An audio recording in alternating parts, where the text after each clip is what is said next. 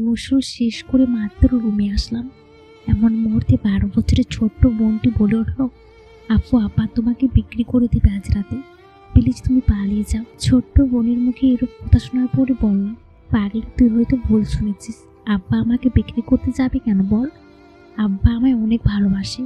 আমি মিথ্যা কথা বলছি না আপু, রাত হোক তখন বুঝবা আমি সত্যি বলছি নাকি মিথ্যা বলতেছিলি। এরপর ছোট্ট বোনের কথায় কোনো উত্তর না দিয়ে নিজের মতো কাজ করতে লাগলাম। এর ঠিক 1 ঘন্টা পরে বাবা এসে বলল, ওই আমার মায়ামতি মেয়ে, কি করছিস তুই? এই তো আব্বা তোমার জন্য রান্না করছি। ও রান্না শেষ করে একটু সেজে গুজে থাকিস তোমার, আজ রাতে তোকে একজন দেখতে আসবে।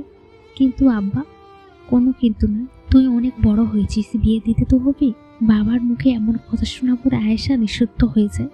কারণ হঠাৎ করে বাবা বিয়ের কথা বলছে কেন? কোনো উদ্দেশ্য আছে নাকি? কিছু বলতেছিস না যে? কি বললাম মনে থেকে যেন? আমি বাজারে গেলাম একটু। ঠিক আছে বাবা, কথাটি বলে আয়েশা অসুস্থ মায়ের কাছে এসে সব খুলে বলল। এসব শোনার পর আয়েশার মা বলে ওঠে, আয়েশা তোকে একটা সত্যি কথা বলি। হ্যাঁ মা বলো। তুই আমাদের নিজের মেয়ে না, তোকে আমরা রাস্তায় কুড়িয়ে পেয়েছিলাম। ভাবছিস এত বছর পর কেন এসব বলছি? আসলে আমি চাই না তোর কোনো ক্ষতি হোক। তোর বাবা আজ তোকে বিদেশি লোকের কাছে বিক্রি করে দেবে।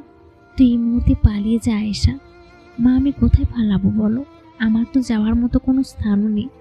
শোন, তোকে একটা স্থানের নাম বলতেছি, সেখানে গিয়ে আমার নাম বলবি, তোকে ওরা লুকিয়ে রাখবে।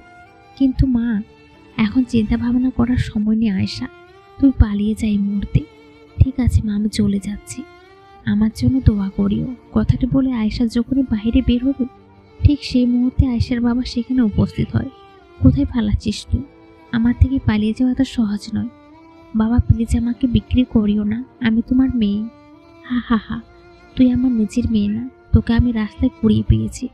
তবুও তো বাবা সেনও ভালোবাসা দিয়ে বড় করেছ, এখন কেন বিক্রি করবা? তোকে বিক্রি করলে আমি 10 লক্ষ টাকা পাবো। কথাটা বলে আয়েশার বাবা যখনই আয়েশার কাছে আসে, ঠিক সেই মুহূর্তে আয়েশা একটা লাঠি দিয়ে বাবার মাথায় আঘাত করে, যার কারণে উনি ওখানে অজ্ঞান হয়ে যায়। এই সুযোগে আয়েশা তার মায়ের দেওয়া ঠিকানায় চলে আসে। এখানে সে দেখতে পায় যে তার অসুস্থ মা, বাবা, বোন সবাই তার জন্য অপেক্ষা করছে। মুহূর্তে যেন আয়েশার মাথায় আকাশ ভেঙে পড়ল। কিভাবে ভেবে পাচ্ছেন এটা কি সম্ভব? ঠিক সেই মুহূর্তে আয়েশার মা বলে উঠল, এই তো খাঁচার পাখি খাঁচায় চলে এসেছে। পরবর্তী পর্বের জন্য অপেক্ষায় থাকুন।